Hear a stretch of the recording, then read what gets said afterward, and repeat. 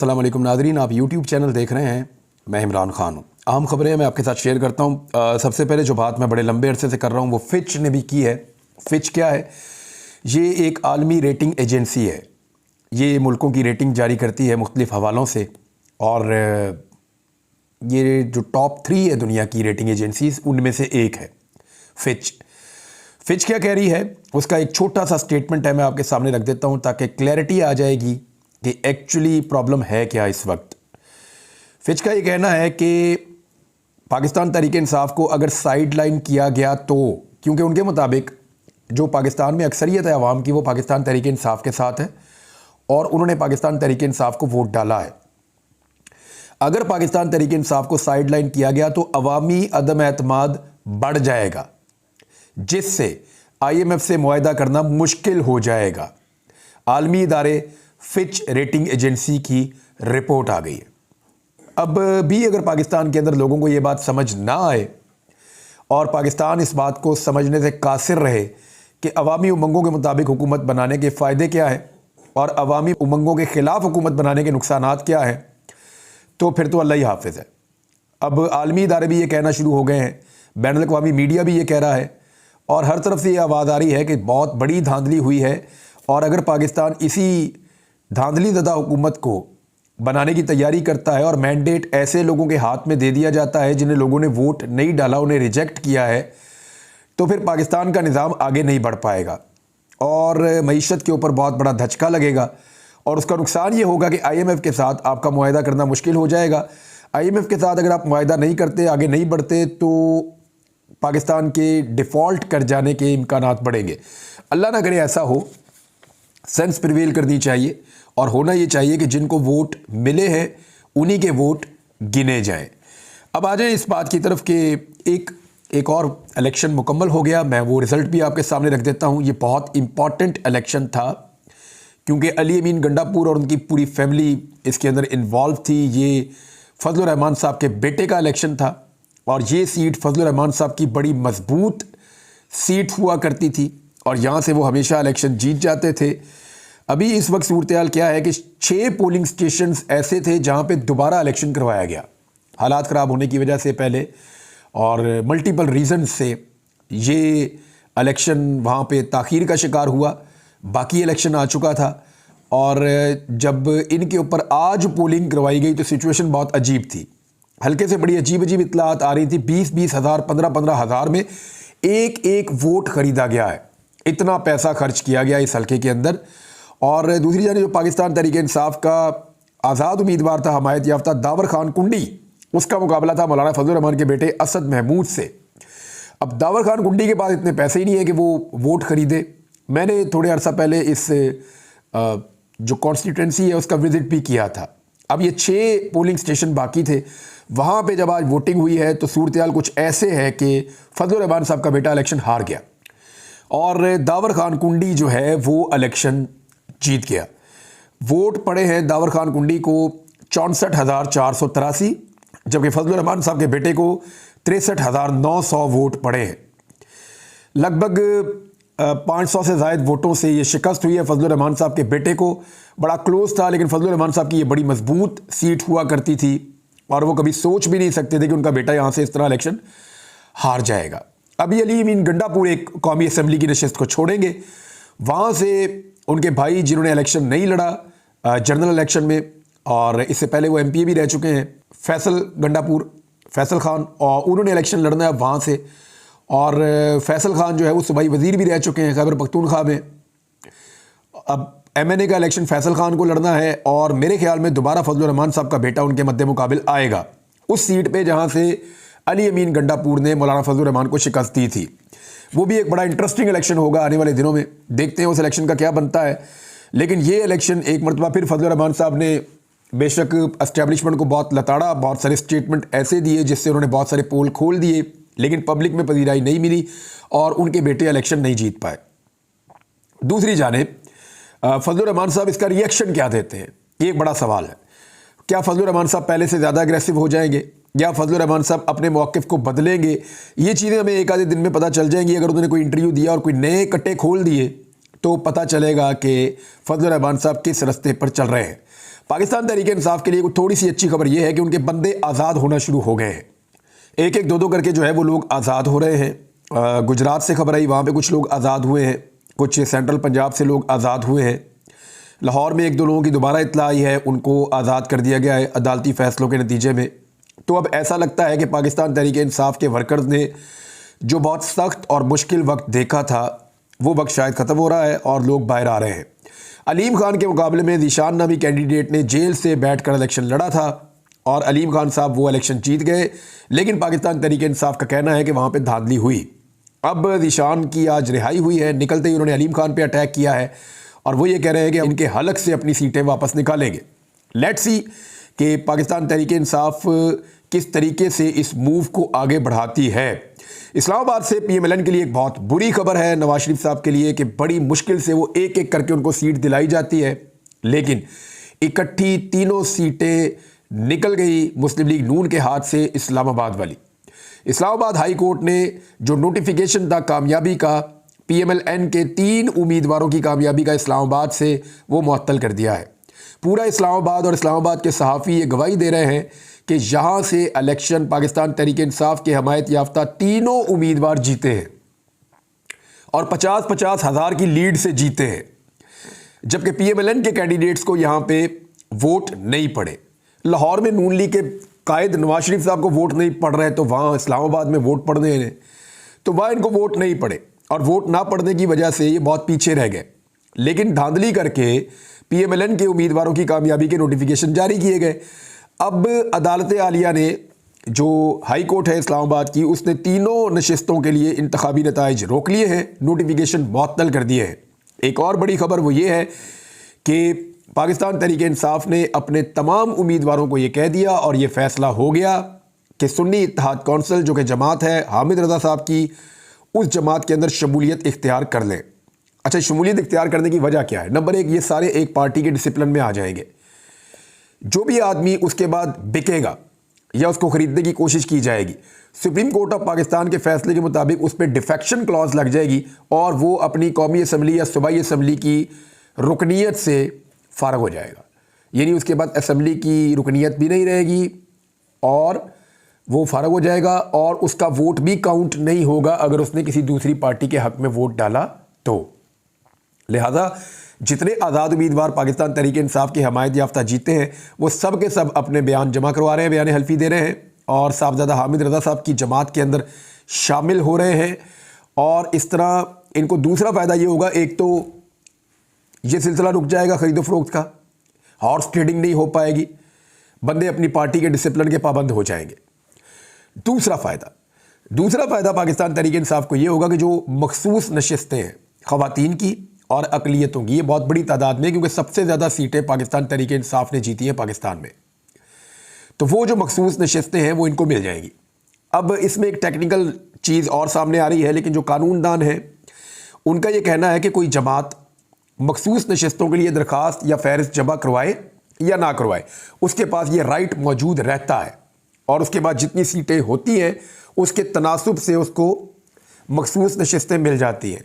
तो अब जो है वो जमा करवाई जा सकती है दरख्वास्त और उस दरख्वास्त के मुताबिक सुन्नी इत्तेहाद कौंसिल को या पाकिस्तान तहरीक इंसाफ को उनकी मखसूस नशिस्तें मिल जाएंगी, जो अब तक की असेसमेंट है पाकिस्तान तहरीक इंसाफ की उसके मुताबिक। खैबर पख्तूनख्वा में इस जमात की एक भी सीट नहीं है, लेकिन कानूनदान और इलेक्शन कमीशन के सीनियर लोगों का ये कहना है, जिनसे बात हुई है, वो ये क्लेम कर रहे हैं कि कोई जमात अगर वफाक में मौजूद है और किसी एक सूबे में नहीं है तो सूबे में जीतने वाले उस जमात को ज्वाइन कर सकते हैं। इसके अंदर कोई ऐसी कदगन नहीं है कि वो नहीं कर सकते। लिहाजा पूरे पाकिस्तान में सुन्नी इत्तेहाद कौंसिल वो जमात है जिसको पाकिस्तान तहरीक इंसाफ के लोग ज्वाइन कर रहे हैं, नंबर 1। नंबर 2, कुछ लोगों ने फ़िरका वारियत फैलाने की कोशिश की। अल्लामा राजा नासिर साहब ने इस सारी कोशिश को तबाह बर्बाद करके रख दिया, क्योंकि इससे पहले ये कहा जा रहा था कि मजलिस वहदतुल मुस्लिमीन के अंदर जो है वो पाकिस्तान तहरीक इंसाफ अपने उम्मीदवारों को कहेगी कि उसको ज्वाइन कर ले। लेकिन उसके बाद बहुत सारी फ़िरका वाराना कोशिशें की गई, बहुत सारी अजीब अजीब बातें की गई और आज जब साहबजादा हामिद रज़ा साहब का नाम आया, क्योंकि एक मीटिंग हुई थी, पाकिस्तान तहरीक इंसाफ के लोग बैठे, दोनों उलमा भी बैठे हुए थे, कुछ और उलमा भी मौजूद थे वहाँ पे मीटिंग में, MWM और ये जो जमात है सुन्नी इत्तेहाद कौंसिल, ये सब लोग मौजूद थे। उसके बाद पीटीआई ने एक मीटिंग की है शेरानी साहब की जमात के साथ भी, जो JUIS है शेरानी साहब की जमात, वहाँ पे भी उन्होंने मुलाकात की, उनके साथ भी बातचीत की। तो जो फ़िरका वारियत की कोशिश की जा रही थी, इमरान खान साहब ने शिया सुन्नी सबको एक लाइन में इकट्ठा कर दिया है।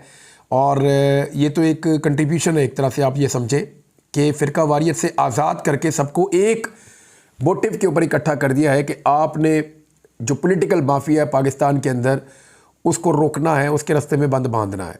एक्चुअली इमरान खान साहब का मिशन ये है और इसके ऊपर सारे इकट्ठे हो गए हैं।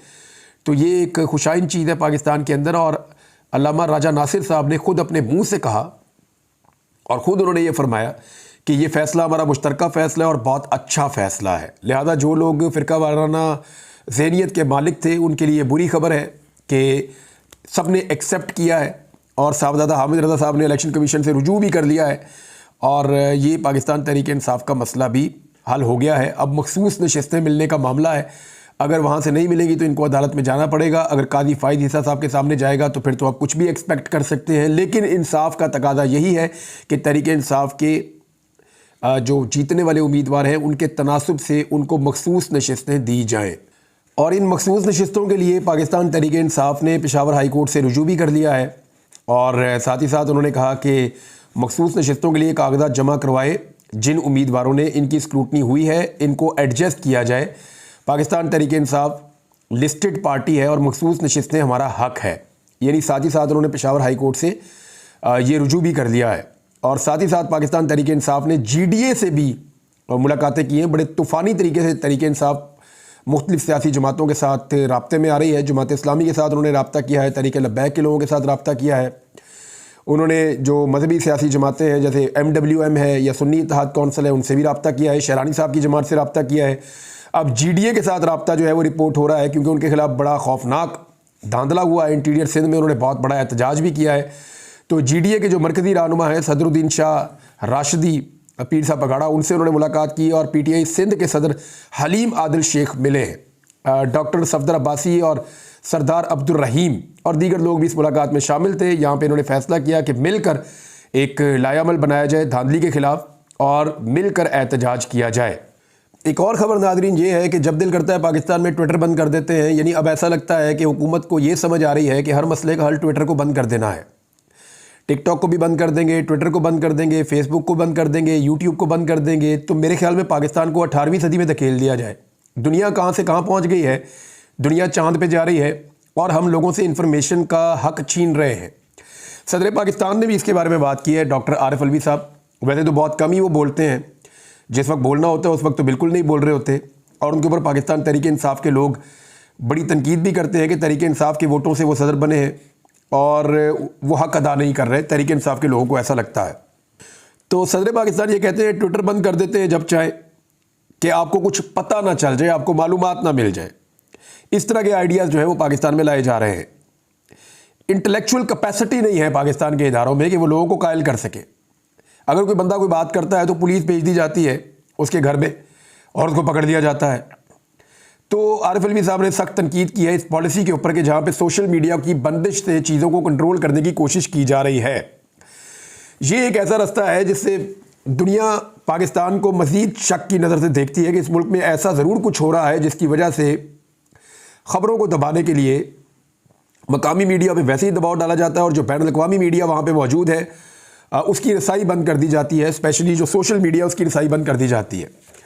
जो लाहौर से एक बड़ा स्कैंडल निकला जिसका बहुत चर्चा हुआ, उस पर कुछ लोग ये कह रहे हैं कि टीवी चैनल ने इसको नहीं चलाया, वो मज़ीद तहकीक करना चाहते थे। तो मेरा एक सवाल है बुनियादी, सहाफ़ी का काम होता है ख़बर को चलाना। मिसाल के तौर पे वो ये तहकीक करना चाह रहे थे ना कि ये जो वोट वहाँ पे छप रहे हैं, ये वोट PMLN खुद छपवा रही है या किसी ने छपवाए हैं PMLN को फंसाने के लिए। यही सवाल है ना। एक्चुअली जो वहाँ पे एडिटोरियल बोर्ड बैठा हुआ है या जो लोग बैठे हुए हैं अहम नशिस्तों पे इन चैनलों में, उनके दिमाग में यही सवाल था ना। लेकिन इस सवाल के बावजूद भी इस खबर को रोका नहीं जा सकता था। उसकी वजह यह है कि जब एक प्राइवेट जगह के ऊपर सरकारी कागज़ छप रहा है तो ये खुद एक बहुत बड़ी खबर है कि जनाब सरकारी कागज़ कैसे एक प्राइवेट जगह पे छप सकता है। अब उसकी तहकीकात करवा लीजिए। हो सकता है कि जो दिखाई दे रहा है कि नवाज शरीफ साहब अपनी इज्जत बचाने के लिए धांधली करवा रहे हैं और ये जाली पेपर छाप रहे हैं, बैलेट पेपर। हो सकता है नवाज शरीफ को फंसाने के लिए कोई साजिश हो रही हो, लेकिन जो भी हो रहा है इस खबर को रिपोर्ट जरूर किया जाना चाहिए था। इंतहाई परले दर्जे की सहाफती बददयानती है कि इतनी बड़ी चीज़ आपके सामने आई कि एक सरकारी कागज़ एक प्राइवेट प्रेस के अंदर छप रहा है और आपके रिपोर्टर जान पर खेल कर जाते हैं और जाकर उसकी फुटेज बनाकर लाते हैं और आप उसको ये कहकर नहीं चलाते कि जनाब इसको भी देखना पड़ेगा। वो इसलिए कि कायदे मोहतरम जनाब मियाँ नवाज शरीफ साहब का नुकसान हो रहा है इस खबर के चलने में। तो ये सहाफती बददयानती है। हाँ, आप ये कह सकते थे कि जनाब पेपर छप रहा है, बैलेट पेपर छप रहा है, तहकीकात करवाई जाए। आप नाम ही ना लें नवाज शरीफ का, आप नाम ही ना लें और किसी चीज़ का, आप पीटीआई का भी नाम ना लें, लेकिन आपको ये ज़रूर कहना होगा कि जनाब पेपर छप रहा है जो गैर कानूनी है। एक गैर कानूनी चीज़ आपके सामने आई और आपने उसको छुपा लिया सिर्फ इस बुनियाद पर कि कायदे मोहतरम को उसका नुकसान हो जाएगा। तो मियाँ नवाज शरीफ साहब को कहाँ कहाँ बचाएगा पाकिस्तान का मीडिया और कब तक बचाएगा? पाकिस्तान में सोशल मीडिया तो मौजूद है ना, तो बेचारा बहुत मुश्किल हो जाएगा। वो दोनों सहाफ़ी काफ़ी परेशान हैं, लेकिन उन दोनों ने किसी किस्म की कोई खबर नहीं दी, ना दोनों ने ट्विटर पे दी, ना सोशल मीडिया पे किसी और जगह पे दी, बल्कि उन्होंने बड़ा मोहतात रवैया अपनाया, क्योंकि वो ये जानते थे कि इस तरह की खबर देने के बाद इसके आफ्टर शॉक्स कैसे होंगे। लेकिन ये खबर बाहर आ गई और अब खबर बाहर आने के बाद राब्ता भी मुश्किल हो रहा है दोनों सहाफ़ियों से। मैंने कोशिश की है, राय साकिब तो बिल्कुल छोटे भाइयों की तरह है, मैंने भी ऑडियो मैसेज भी उनको छोड़ा है, हो सकता है मेरा उनसे रब्ता हो जाए। मियाँ अली अशफाक का मुझे फ़ोन आया था, वो भी ये कह रहे थे कि ये एक सिचुएशन क्रिएट हो गई है, क्योंकि उनके भी ताल्लुकात हैं सहाफ़ियों के साथ, और देखते हैं कि इसमें होता क्या है। लेकिन इन पेपर्स को इस्तेमाल कहाँ किया जाता है मैं आपको ये बता देता हूँ। ये जो जाली वोट बनाए जाते हैं, ये डब्बों में भर दिए जाते हैं, और इलेक्शन कमीशन के अंदर जब आप दरख्वास्त देते हैं ना बतौर कैंडिडेट के मेरे साथ धांधली हो गई है, तो वो निकालते हैं डब्बे, खोल के वोट गिन के वापस बंद कर देते हैं और कोई काम नहीं करते। इलेक्शन कमीशन के पास ये कैपेसिटी नहीं है कि वो फॉरेंसिक ऑडिट करे, ये वो नहीं कर सकता, ट्रिब्यूनल में जाना पड़ता है। यानी कोई बंदा अगर ट्रिब्यूनल में जाएगा, ट्रिब्यूनल को एक्चुअली तो फैसला 3 महीने में करना होता है, लेकिन मैं आपको एक मिसाल दे देता हूँ, आपको सारी बात समझ आ जाएगी। इलेक्शन कमीशन के पास कोई जाएगा, वो ये जाली वोट निकाल के सामने रख के गिन देंगे, जनाब ये देखो इनके इतने और आपके इतने, लिहाजा ये जीत गए। इलेक्शन कमीशन लिख के दे देगा जी उनको नोटिफाई हमने कर दिया है। अब आप दोबारा ट्रिब्यूनल में जाएंगे और आप जाके अदालतों के दरवाजे खटखटाएंगे, आप कहेंगे यार हमें इंसाफ दें, आप हमें इंसाफ दें, आप वोटों को चेक करें, ये वोट जाली है जो इसके अंदर से निकले हैं। तो जाली वोट को चेक करने के लिए क्या होगा, उसका फॉरेंसिक ऑडिट होगा। उसके बाद टीमें बैठेंगी, जो टेक्निकल लोग हैं वो बैठेंगे और वो चेक करेंगे कि अंगूठे का निशान, वो चेक करेंगे सीरियल नंबर, वो चेक करेंगे कागज़ की क्वालिटी, वो चेक करेंगे टेम्परिंग, वो चेक करेंगे स्याही का इस्तेमाल कि ये वाला पेन कौन सा था, ये कौन, हर चीज़ वो चेक करेंगे। और जब वो सारा कुछ चेक कर लेंगे तो उसके बाद वो एक रिपोर्ट जारी करेंगे। लेकिन वो तो काम होना ही नहीं है। क्यों नहीं होना, फॉरेंसिक ऑडिट क्यों नहीं होगा और कैसे नहीं होगा, वो मैं आपको अब बताता हूँ। एक इलेक्शन था जो शेख वकास अकरम साहब ने लड़ा 2018 में, वो इलेक्शन वो लूज कर गए, हार गए। उसके बाद उन्होंने इलेक्शन कमीशन से कहा तो इलेक्शन कमीशन ने भी उनकी बात नहीं सुनी, वो ट्रिब्यूनल में चले गए। ट्रिब्यूनल ने इसका फैसला करना था 3 माह में। शेख वकास अकरम मुख्तलिफ अदालतों में जाते रहे, सुप्रीम कोर्ट ऑफ पाकिस्तान तक पहुंच गए और 5 साल गुजर गए, उसके ऊपर फैसला नहीं हुआ। उस सीट के ऊपर वही खातून बैठी रही जो इलेक्शन जीत गई थी, जिनको जितवा दिया गया था बकौल शेख वकास अकरम साहब के, उनके मुकाबले में उस दौर में। ये जंग में शेख वकास अकरम सब लोग जानते हैं। तो शेख वकास अकरम साहब ने 5 साल कानूनी लड़ाई लड़ी, और शेख वकास अकरम वो आदमी है जो अच्छा खासा तगड़ा आदमी है, बड़ा मुश्किल इलेक्शन वो लड़ते हैं कड़दम जमातों के खिलाफ, और अभी भी वो तकरीबन पिछले 8-9 महीने से वो गायब है। यानी उन्होंने अपने हल्के के अंदर एक दिन विजिट नहीं किया, लेकिन उसके बावजूद लोगों ने उनको इलेक्शन जितवा दिया, उनके वालिद को भी जितवा दिया, और वो रूपोश है उस वक्त से, उनका कारोबार सारा तबाह हो गया, उनके घर बार, उनके बच्चे स्कूल नहीं जा पा रहे। ये सिचुएशन वो सबके साथ ही हो रही है, उनके साथ ये सिचुएशन है कि बच्चे स्कूल नहीं जा पा रहे पिछले कई महीनों से। अब वो इलेक्शन जीत गए, दोबारा इलेक्शन लड़ा, दोबारा इलेक्शन जीत लिया। पिछले इलेक्शन का 2018 वाले का आज तक फैसला नहीं हुआ ट्रिब्यूनल में। तो ये इतना लटका देते हैं इस मामले को और इसी पे 5 साल गुजार देते हैं। लिहाजा पाकिस्तान तहरीक इंसाफ को फुल रोला डालना चाहिए इन जाली वोटों के ऊपर और ऐसी सारी मशीनें पकड़वानी चाहिए। बहरहाल अब तक के लिए इतना ही। अपना ख्याल रखिएगा, अपने चैनल का भी। अल्लाह हाफ़िज़।